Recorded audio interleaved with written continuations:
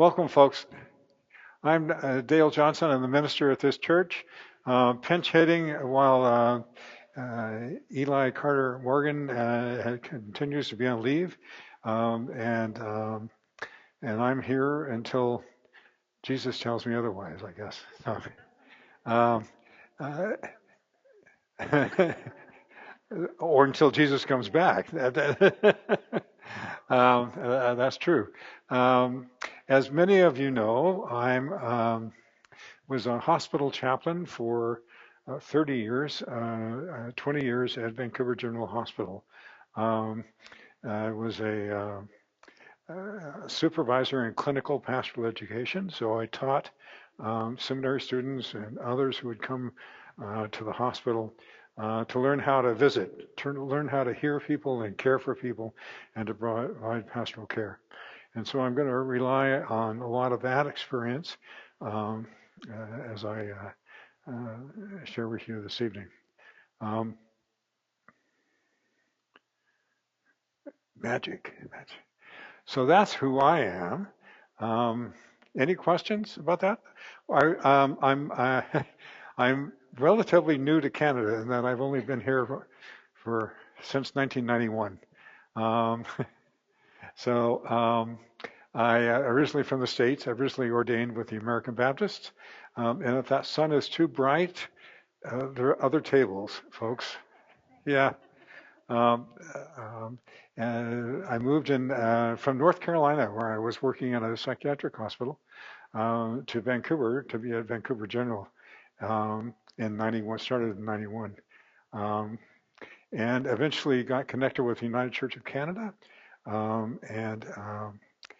As I was heading towards retirement after 20 years at the hospital, I guess I retired in 2011, so 2009, somewhere in there, I officially had jumped through all the hoops or 2007 maybe, officially became an ordained minister in the United Church of Canada. So my ordination was recognized by the United Church.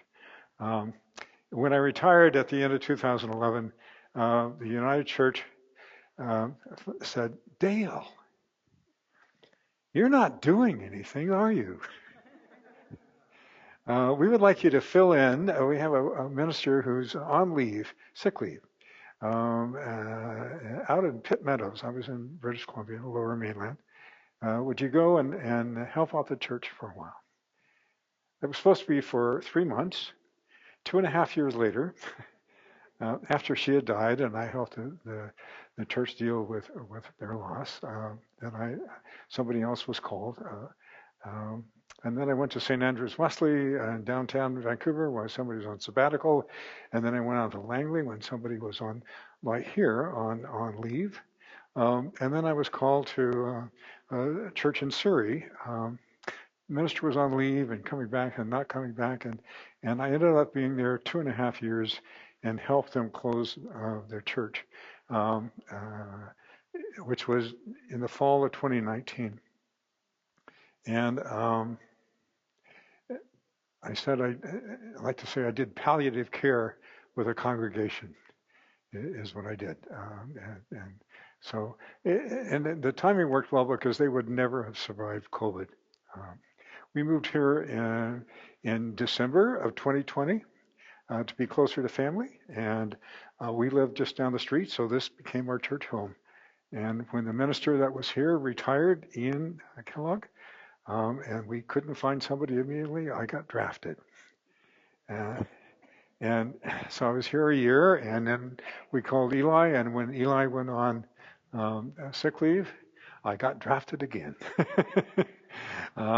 So I've said that there's going to be an end to this drafting, but for right now, I'm here.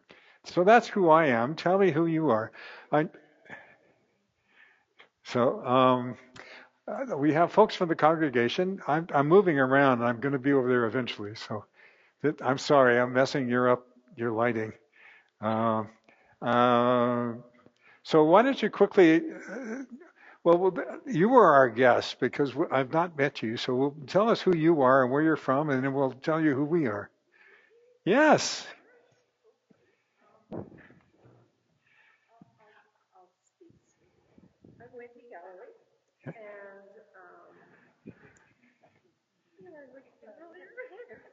My hair's different, so everybody says, are you retired?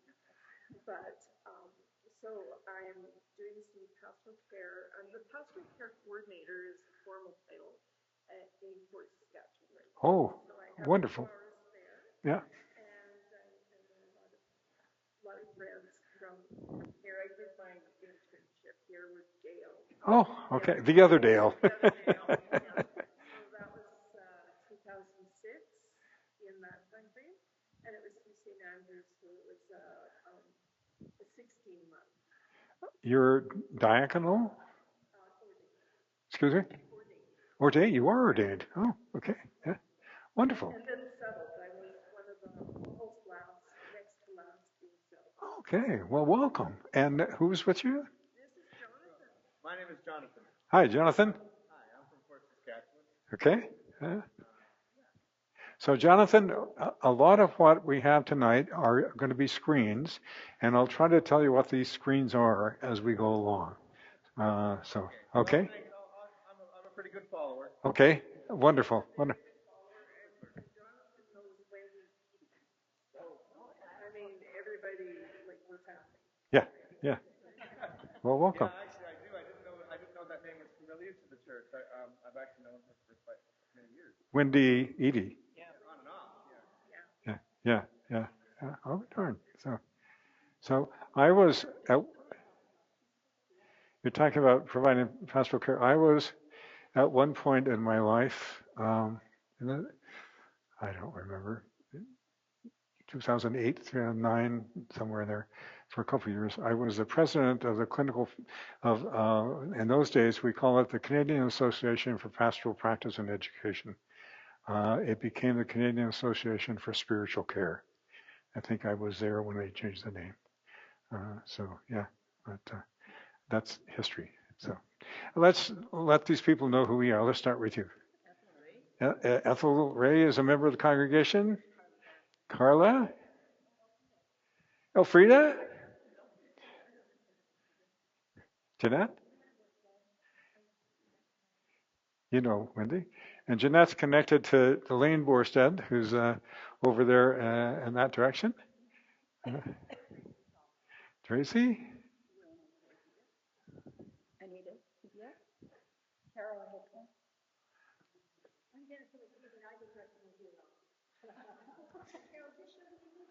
I have a picture of you on my phone.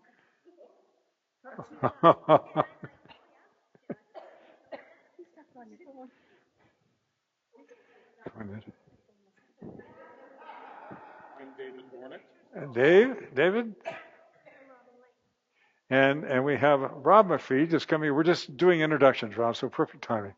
Coming to join us any place. So welcome, all of you. Delighted that you're here. So the questions that are going to be addressed tonight are these two, hopefully. What is pastoral care and what does it look like? And what does a pastoral visitor do? And in the midst of that, I'm wondering what questions and expectations that you folks have as you come. So this is the first of 4 lectures. Next week, we're talking more about the actual role, the skills that are needed, the tools that are needed. So this is more of an overview tonight. But I wonder what questions that you might bring tonight or for the series.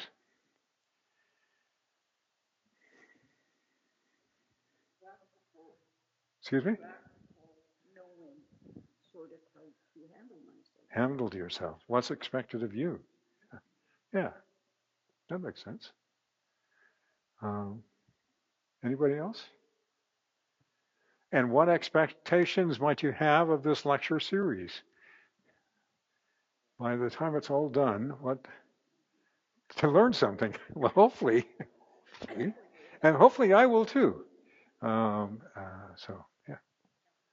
Yes?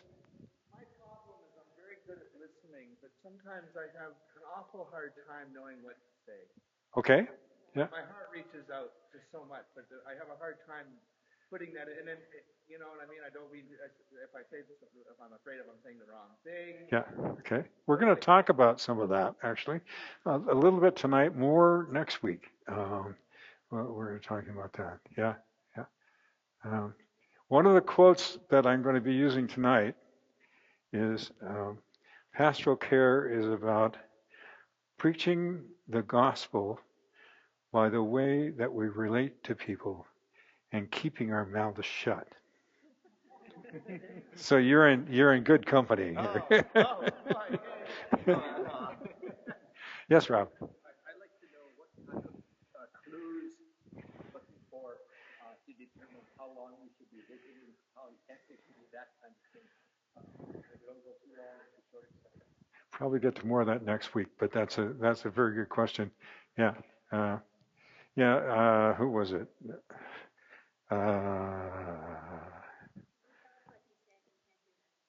Excuse me? Oh, yeah. He wants to, he said his question is how long to stay, when to leave. Henry Nouwen wrote a book called Remembering. And Henry Nouwen, Henri Nouwen, does that name ring a bell? Roman Catholic who ended up his long career working in the L'Arche community in Quebec, I think it was, before he passed away. Well known for his writing, especially about caring for people. And one of the things in the book Remembrance, he says that it's important to remember when you visit somebody that the power of the visit isn't necessarily the time you spend with them. The power of the visit can come when the person remembers your visit after you have gone. So it is not necessarily the length of time, but the fact that you were there and how you were there during that time that's important. Okay. So let's talk a little bit about pastoral care. If we need it, yeah. Okay. Okay. Yeah. Let's see if I can get my glasses untangled here. There we go.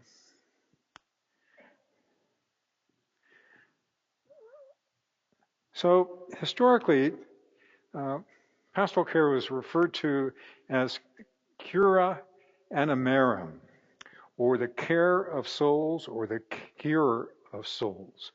The historical rules in all of that included guiding and sustaining and reconciling and healing. Now, let me put some flesh to that. That meant you would go and seek out pastoral care if you didn't know what to do. And the pastor would tell you what to do, the guiding. Or the pastoral visitor. No, you can't divorce your husband. You have to stay here in this relationship. So the guiding, the sustaining is walking with people. Healing, before medicine exploded and has become so successful and scientifically based, it was the church that was responsible for healing. The church created the hospitals. Nuns became famous for caring for sick people, sometimes curing them and sometimes simply caring for them as they were passing away. So those are the traditional roles of pastoral care: guiding, sustaining, bringing people together, reconciling, and healing. And then I want to say sometime in the early 60s, there emerged what became identified as the pastoral care movement. And in that movement, there was a seeking to integrate theology, faith perspectives with psychology, blending together. And it spawned pastoral counseling and it spawned pastoral care, including chaplaincy, at least as we know it today. And so, out of all of that, the current definition of pastoral care is effectively and competently caring for others or supporting others wherever they may be in their life's journey. It may be focused on facilitating and empowering people to draw upon the strength and comfort of their faith resources while entering in and journeying with people in their pain and their suffering. I want to do a quote. I talked about Henry Nouwen. This is a book that he participated in. Don McNeil, Doug Morrison, and Henry Nouwen wrote a book a number of years ago called Compassion. And I want to read a quote from that book. The word compassion is derived from the Latin word pate and cum, which means to suffer with. Compassion asks us to go where it hurts, to enter into places of pain, to share in brokenness, share in fear and confusion, to share in anguish. Compassion challenges us to cry with those in misery, to mourn with those who are lonely, to weep with those in tears. Compassion requires us to be weak with the weak, vulnerable with the vulnerable, and powerless with the powerless. Compassion means immersion into the condition of being human, entering in, as opposed to reaching down and pulling out. So, joining people where they may be.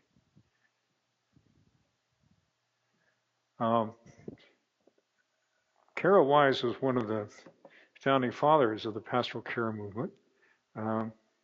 He suggested that, as I said earlier, pastoral care is communicating the gospel to persons at their point of need primarily through relationship. It is reflecting the presence and love of God via relationship.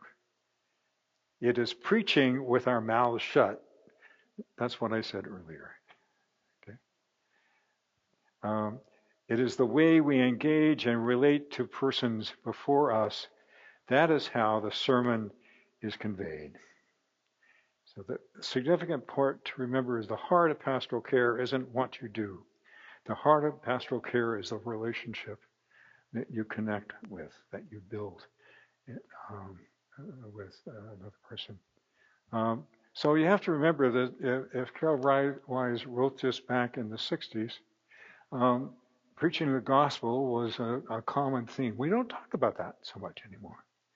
But what Carol Wise was trying to get at is what we're trying to do is reflect the presence of God to people, to touch people. We'll talk about incarnational theology in a minute, but to touch people with a sense that they're not alone, but that God is with them in the midst of wherever they may be in their life. So that's preaching the gospel in the words of Carol Wise.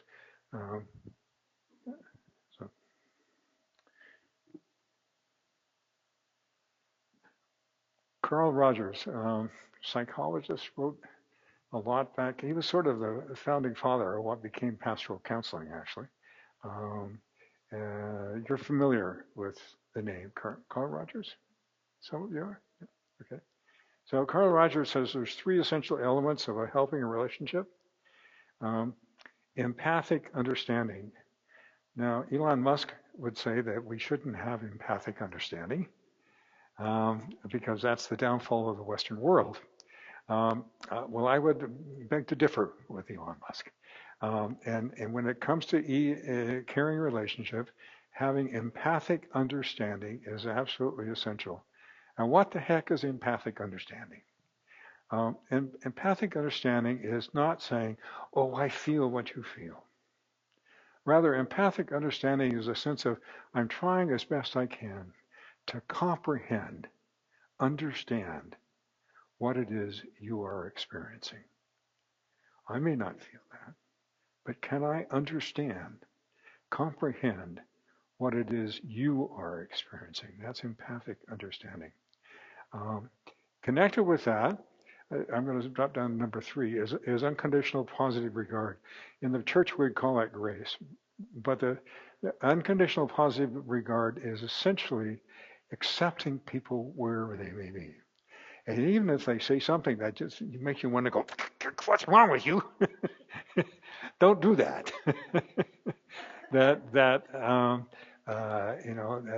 The things that people tell you, the experiences they've had, even some of the crazy thoughts they've had, to be able to just sit and listen to that with unconditional positive regard, accepting people in their chaos, right where they are. And in order to do that, you need number two, you need maturity and genuineness. Maturity and genuineness allows you to listen to somebody without slamming them. Say, "What's wrong with you?" You are grounded, and you are genuine in who you are and how you respond and how you care for people,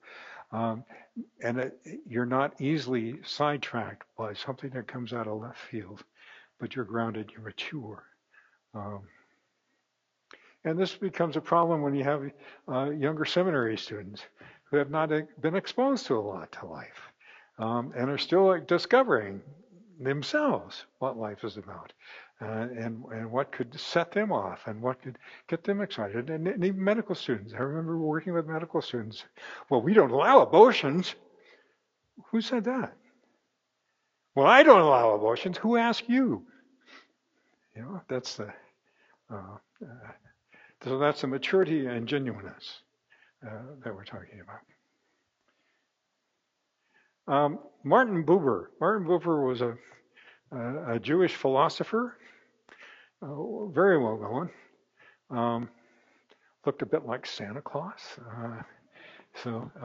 And his famous treatise was I and Thou. And in I and Thou, Martin Buber suggests that when we're connecting with another person, what we're seeking to do is be as authentic in who we are, be an authentic I.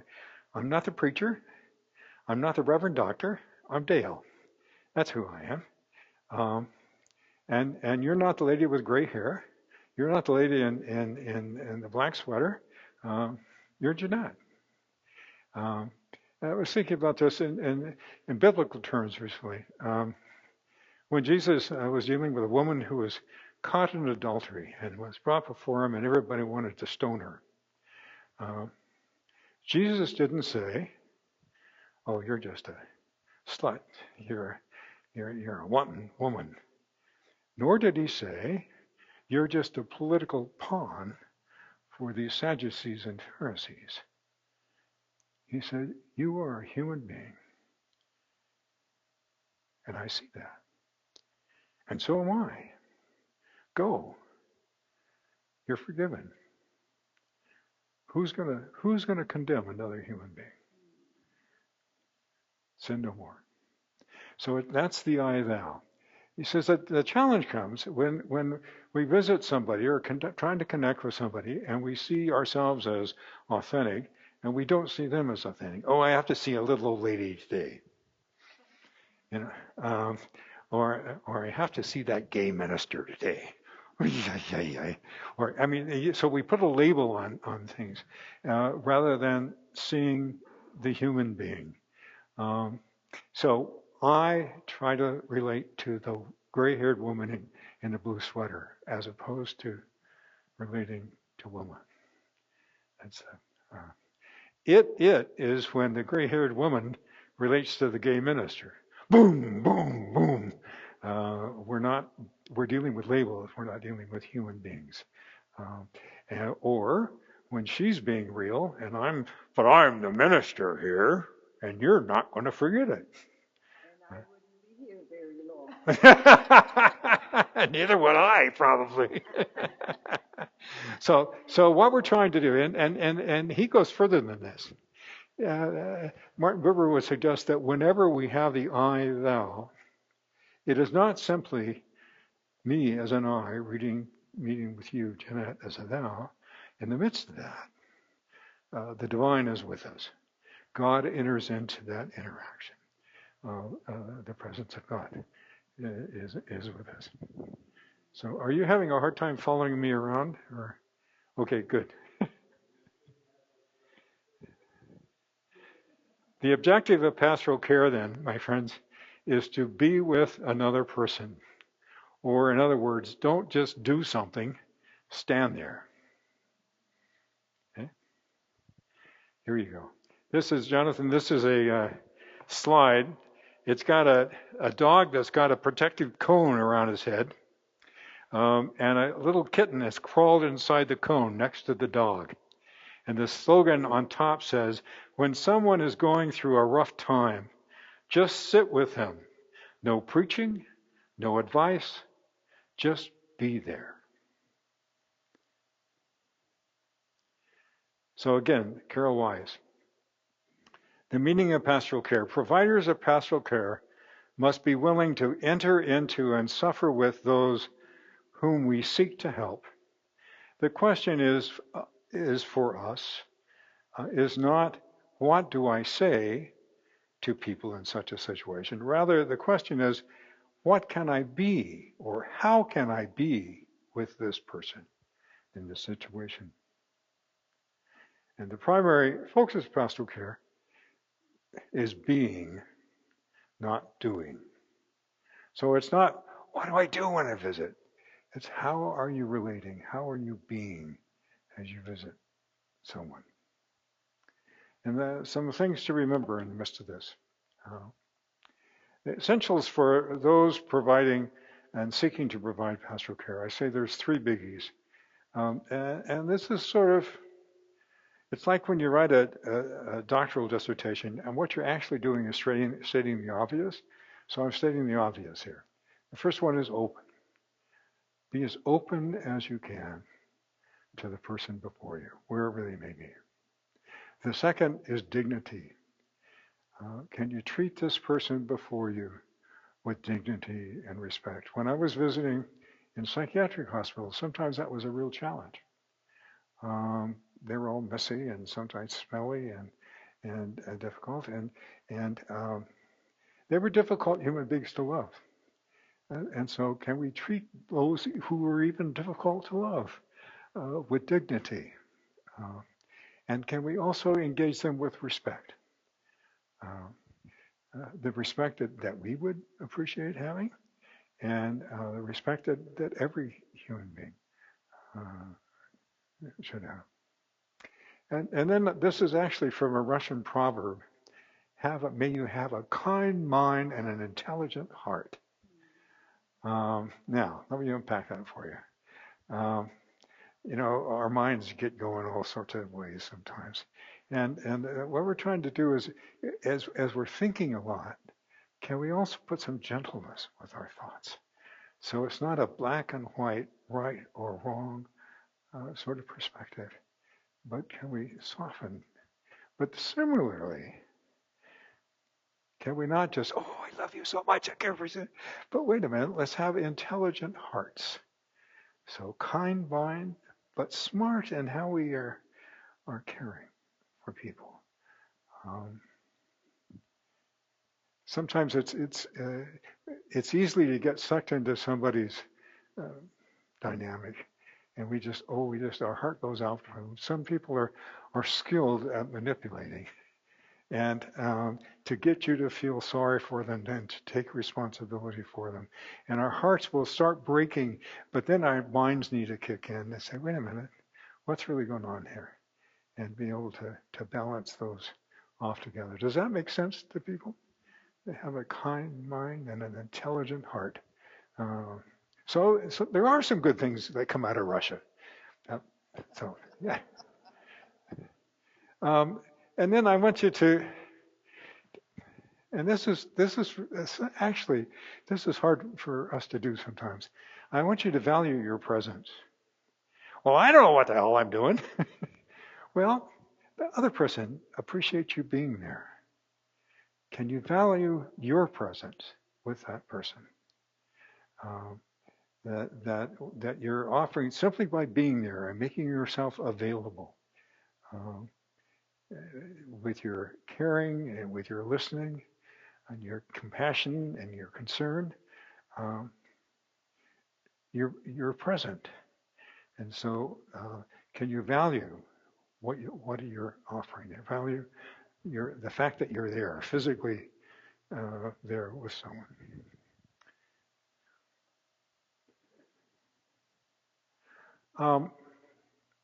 So before we get to Howard Thurman, I'm going to read an illustration for you.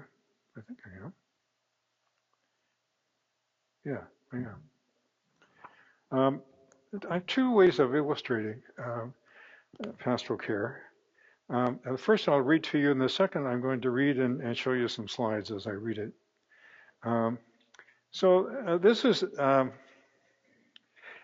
an old Sufi story about a watermelon hunter, and it's taken from The Way of the Sufi, quoted by Sheldon Kopp in the book, "If you meet the Buddha on the road, kill him." Okay. Once upon a time, there was a man who strayed from his own country into the world known as the land of fools. He soon saw a number of people flying in terror from a field where they had been trying to reap wheat. There was a monster in that field, they told him. He looked and saw that it was a watermelon. So he offered to kill the monster for them. When he had cut the melon from the stalk, he took a slice and began to eat it. The people became more terrified of him than they had been of the melon. They drove him away with pitchforks, crying, "He will kill us next unless we get rid of him." It so happened that at another time, another man strayed into the land of fools, and the same thing started to happen. But instead of offering to help them with the monster, he agreed with them that it must be dangerous. And by tiptoeing away from it with them, he gained their confidence. He joined them. He spent a long time with them in their houses until he could teach them little by little the basic facts which would enable them not only to lose their fear of melons, but even to cultivate melons themselves. One example. Don't solve somebody's problem for them. Join them in their struggle. Second is a quote, and you probably have heard, some of you at least have heard me read this quote before. It's one of my favorite quotes, and I often share it when somebody has passed away. It's from Howard Thurman. Howard Thurman was a Presbyterian black preacher, famous especially, and theologian in the San Francisco area, but known throughout the Western world, including in Canada, actually. I had the occasion of sitting in a lecture that he presented when I was in seminary. It was a wonderful, dynamic story he told. I still remember it well. But this is a quote, and as I read the quote, I'm also going to show you some pictures. So Howard Thurman says, "I share with you the agony of your grief. The anguish," hey, slow down. "The anguish of your heart finds echo in my own. I know I cannot enter in and feel nor bear with you the pain and the burden of your pain. I can but offer what my love does give. The strength of caring, the warmth of one who seeks to understand the silent, storm-swept barrenness of so great a loss. This I do in quiet ways, that on your lonely path you may not walk alone." Howard Thurman. Both of those illustrations talk about joining people where they are and trying, in the words of some psychologists, trying to have empathetic understanding of where they are in their life's journey, caring for them. So I have some questions for you. And I would like you to sort of, Rob, we can make another table over here. You can join because I want you to discuss these as a group. 3 questions. What gifts do I bring as a pastoral care visitor? What are my limitations as a pastoral care visitor? And what might it look like to be a wounded healer? Are you familiar with that term? Henry Nouwen, yeah. there was evangelicals out of San Francisco, actually, in the Presbyterian Church years ago, rebelled against that and said, we don't need wounded healers, we need healed healers. But I want you to struggle with what it would mean to be a wounded healer. So I invite you to talk about this in your group, and then we'll come together as a larger group and share what we've come up with.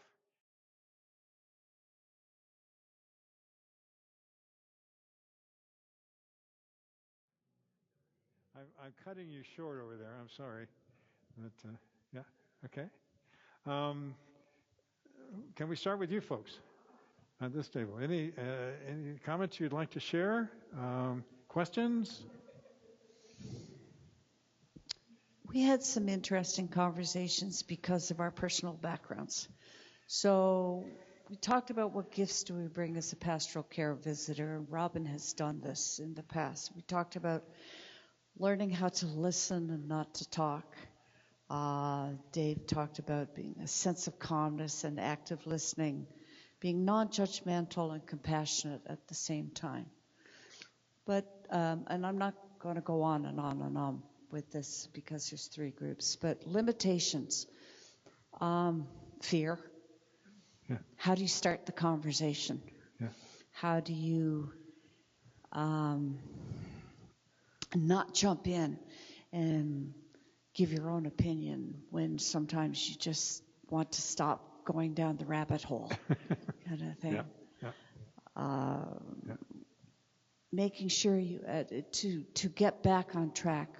Good suggestion was to ask that person about themselves and other things that may be of interest, and maybe a little diversion in there at sometimes, and to bring to show that you're focused on that person. Next week we're going to talk about ways to do that. Okay, and that's good. Including what are some questions that we might think about using, and what are some questions we should avoid. Okay. And how to do that. Yeah. And I did ask you what it means to be a wounded healer. And I think it's an experience that many of us have had here that are sitting here tonight. Was the example you gave, that someone who's gone through grief and lost themselves. It's an interesting position to be in when people ask you questions about what that was like. Or, and how do you respond? Does that person really want the answer to the question, what it was like for you? Yeah. Even if you say, in my experience, do they really want to know that? Or is it just... Are they saying, I wish this wasn't happening to me? Yeah, exactly. So what's it like to be a wounded healer? Awkward at times, quite honestly. Yeah. Are you familiar with that phrase from Henry Nouwen, wounded healer? So the best way for me to describe it is that instead of saying the challenges and pains and struggles we've had in our life, instead of seeing them as a curse, when we're listening to someone else, they can be a blessing. They can help us be empathetic to somebody else's experience. We may not have their experience, but our experience can help us help inform us what their experience is like. My loss is different than your loss, but it is loss. So if that makes sense.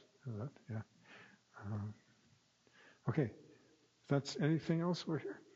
Yeah. All right. This table. You got a mic here. Jeanette, I think you've just been drafted. I'm going to steal your mic. No, I'm going to take it to that one. It's on. We went through it really fast. Gifts, most of us have ears. And thinking less of yourself, but being more present. But gifts we bring. Ease into the visit rather than jumping. And read the room, match the energy level. So you kind of, the gift you bring might not be the excited puppy. Anyway, into the room, right? That's absolutely essential. If you're dealing with somebody that's that's low energy or depressed. Yes. You don't want to come in as a happy, smiley. No. Are we having a wonderful day today? No. No, actually, we're not. Yeah. So, The limitations we felt were that, bluntly, we can't fix a thing. Maybe personally have low energy or little time as well. Might not come at the best time in the visitor's life to be there. But not to take on their issues, like don't jump into the water or into the pool of trouble yeah. with them. Stay on the edge, that intelligent heart kind of thing.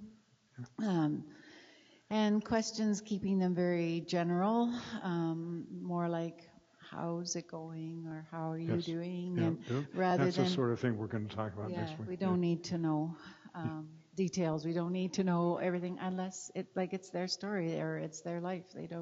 We don't need to be the inquiry. I visited a inquirer. young man one time.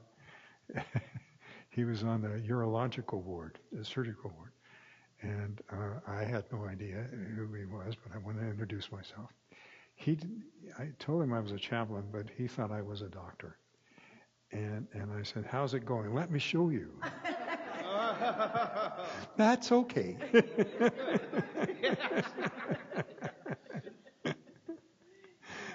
So, yeah, I mean, there's a point at which, Yeah. yeah.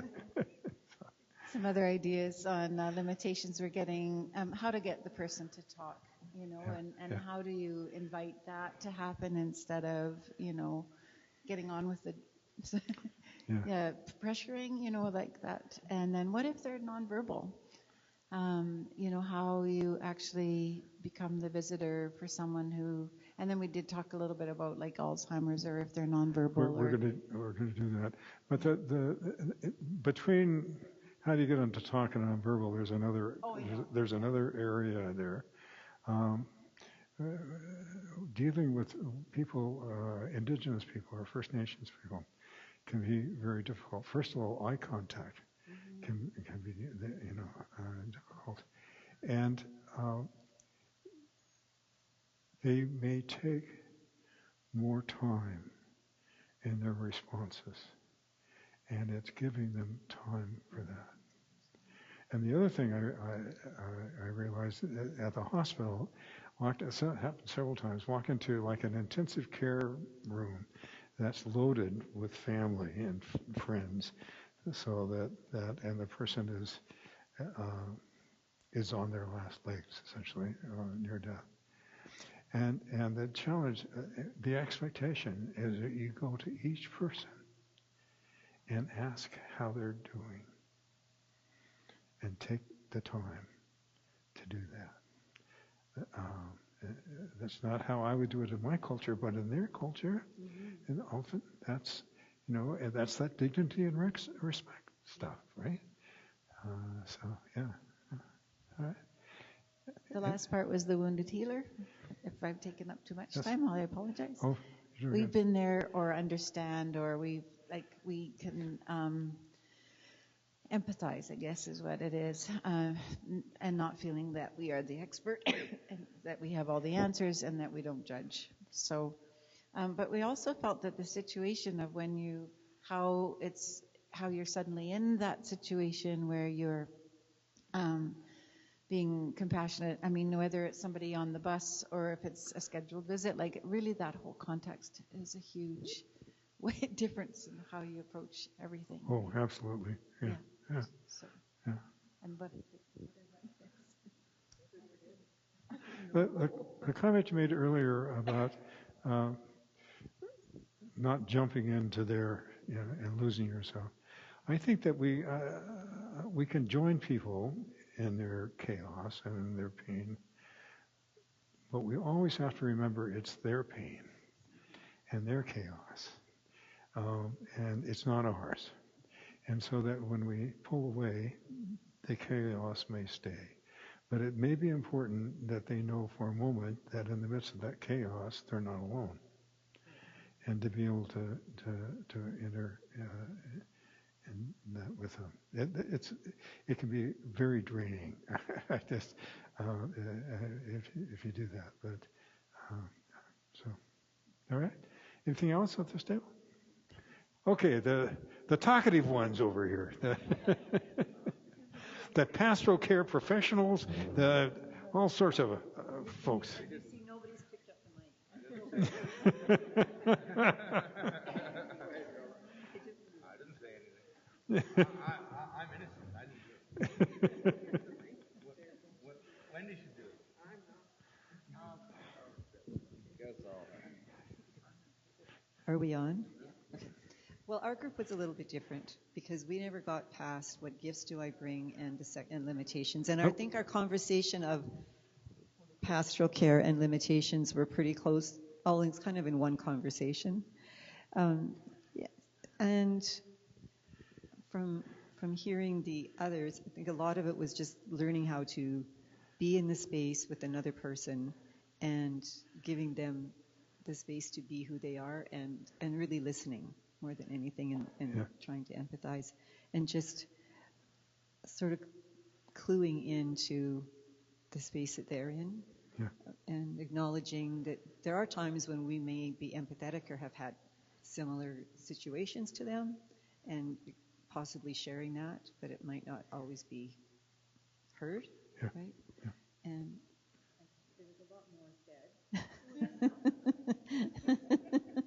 But I think any other want to jump in here? I guess we're good listeners. You did better than I did. So this is probably all repetitive for you. Not necessarily. Was that right? Oh, yeah. Yeah. Okay.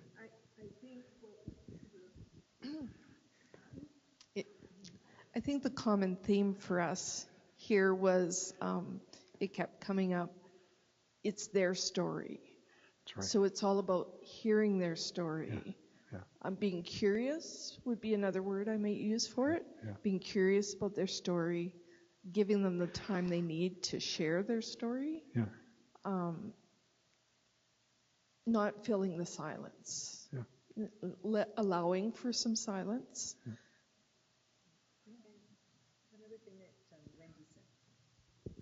One other thing Wendy and Jonathan both commented on that I thought was really important was that it's not only, if you're visiting someone in a hospital, it's not only that person that you need to be hosting pastoral care to, but also the nurses and anyone else in that building that is caring for those people, because they're also needing pastoral care. They might. At their own. I mean, a note about that. People who are care providers, including nurses and doctors and chaplains, are some of the worst people to receive care.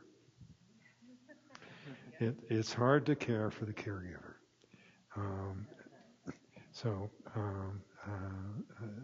just, I don't need any help.